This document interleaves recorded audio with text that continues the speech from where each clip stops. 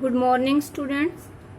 Today we are going to discuss some features of story writing. Story writing is an art. Anyone can tell a story. With a little care and planning, you can write an effective story.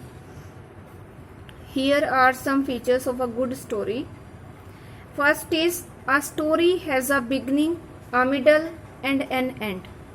A story has a beginning कि एक कहानी जो होती है उसकी एक शुरुआत होनी चाहिए, उसका एक मिडल होना चाहिए और उसका लास्ट में एक इफेक्टिव सा एंड होना चाहिए. ये फर्स्ट पॉइंट है इसका. ये 3 पॉइंट्स हम डिस्कस करेंगे कि एक बिगनिंग जो आप करनी है आपको स्टोरी की वो कैसे करनी है, मिडल जो है वो कैसा होना चाहिए और लास्ट में आपको वो कैसे उसका एंड करना है. Second point is background of action.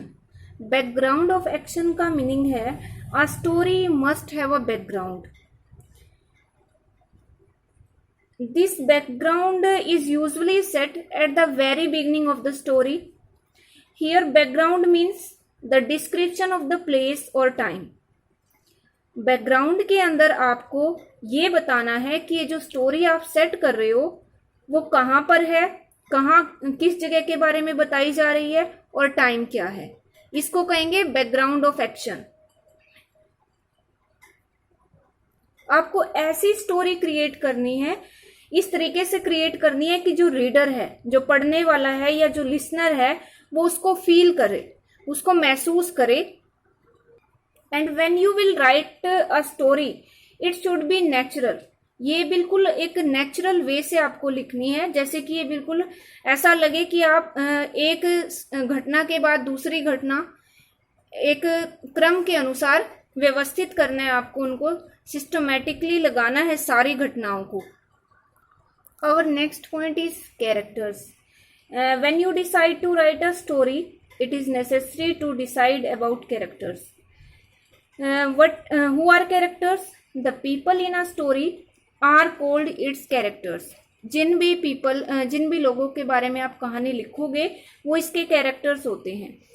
और कहानी लिखने से पहले आप कैरेक्टर्स के बारे में सोचोगे, जिन कैरेक्टर्स की आपको जरूरत है कहानी लिखने के लिए, और आपको उन कैरेक्टर्स को क्या रोल देना है, कौन सा रोल उनके लिए आपने डिसाइड किया है. तो ये सब आप कैरेक्टर्स में पहले ही सोच के रखोगे कहानी स्टार्ट करने से पहले.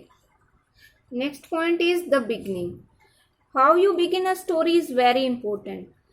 The beginning should catch the attention of the reader.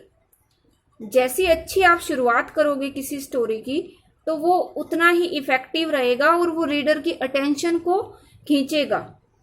जो एक अच्छी बिगनिंग होती है स्टोरी की वो 2 काम करेगा.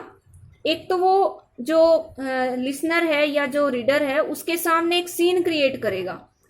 जैसी आप अच्छी शुरुआत करोगे तो रीडर या लिसनर के मन में एक सीन क्रिएट हो जाएगा कि स्टोरी कैसी होगी, और उसका जो मूड है वो भी इस बिगनिंग पे ही डिपेंड करेगा कि वो आगे कहानी को पढ़ेगा या उसको छोड़ेगा. तो बिगनिंग में आपको सबसे पहले क्या मेंशन करना है, टाइम स्टोरी का, कि ये जो कहानी है वो कब के बारे में है और उसका place.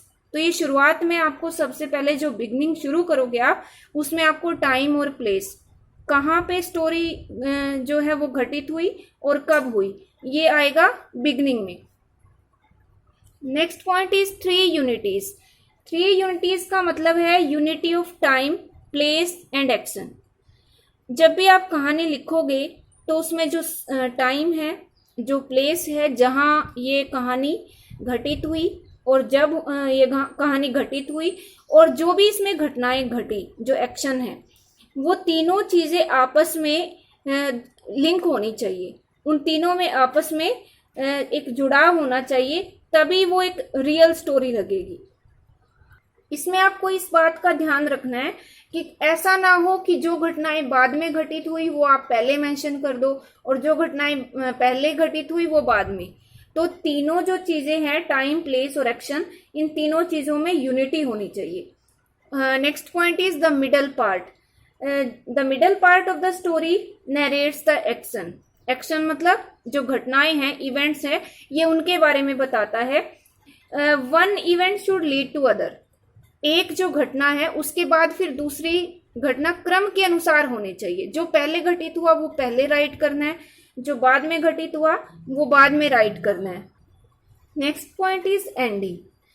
A story must have a natural and definite ending. जो एंडिंग है स्टोरी की वो नेचुरल होनी चाहिए, ऐसा ना लगे कि आपने कहानी एकदम से खत्म कर दी हो। It should give a feeling of completion and satisfaction. और जो रीडर है या लिसनर है, कहानी को सुनने वाला या पढ़ने वाला, तो उसको ऐसा लगे कि उसको कुछ सेटिस्फेक्शन मिला है कहानी के पढ़ने के बाद या कहानी को सुनने के बाद। तो इसकी जो एंडिंग है वो इफेक्टिव होनी चाहिए। जैसे कि आप कोई मूवी देखते हो तो उसकी एक स्टार्टिंग होती है, स्टार्टिंग में सबसे पहले आपको ये बताया जाता है कि ये कब की घटना है और कहाँ ये घटित हुई, तो वो उसकी बिगनिंग हो गई। फिर उसके बाद उसकी इवेंट शुरू होती हैं, घटनाएं उसमें घटित होती हैं, वो उसका मिडल हो गया।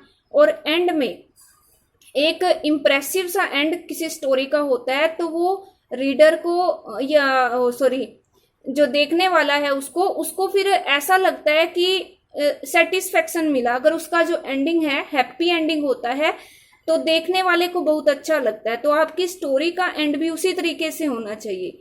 इसके बाद लास्ट जो पॉइंट है वो है मोरल ऑफ द स्टोरी।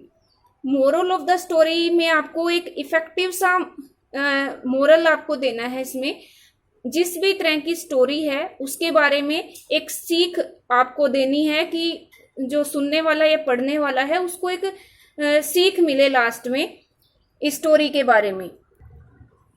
यहाँ हमने एक एग्जांपल लिया एक स्टोरी का ताकि आप बेटर अंडरस्टैंड कर सको।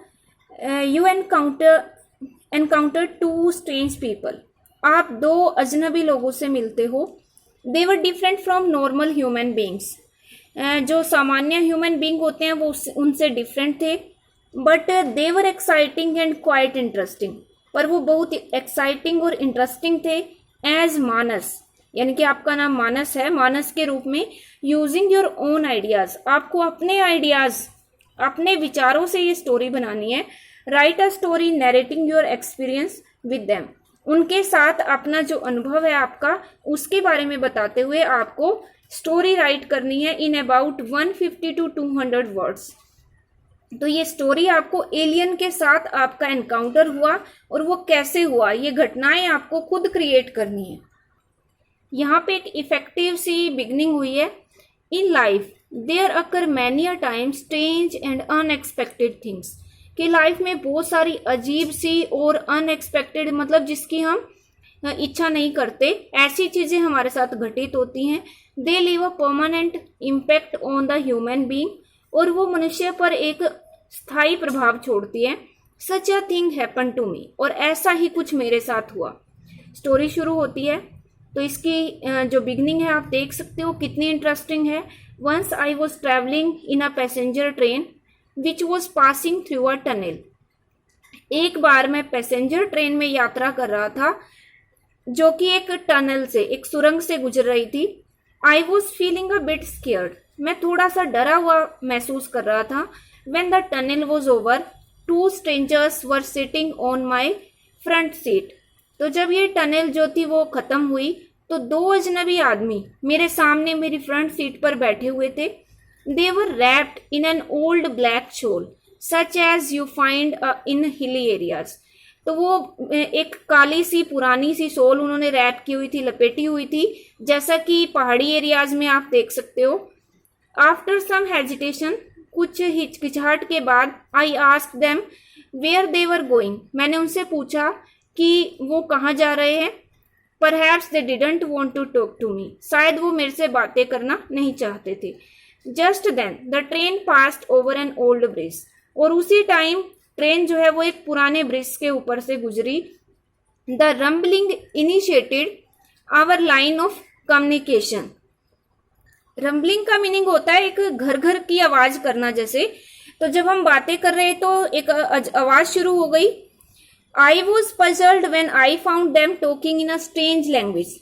तो मैं कंफ्यूज हो गया, पजल हो गया जब मैंने उनको एक अजनबी सी लैंग्वेज में बातें करते हुए सुना जो मैंने नहीं सुनी थी, which I could not understand at all, जिसको मैं बिल्कुल भी समझ नहीं सकता था।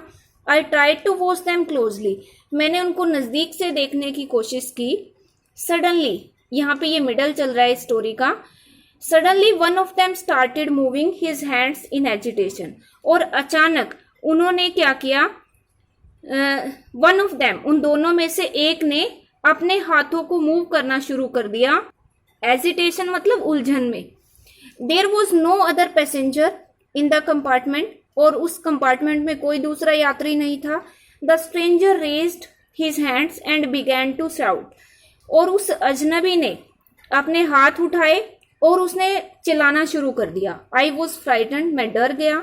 आई started running in a frenzy, frenzy मतलब फियर, और फिर मैंने भागना शुरू कर दिया डर में। But then the inevitable happened, फिर अचानक कुछ ऐसा घटित हुआ। My friend Rohit, who was sitting in the next compartment, जो अगले कंपार्टमेंट में बैठा हुआ था, रश टुवर्ड्स मी, वो मेरी तरफ आया दौड़ के। I narrated him the entire incident, मैंने उसको पूरी घटना बताई।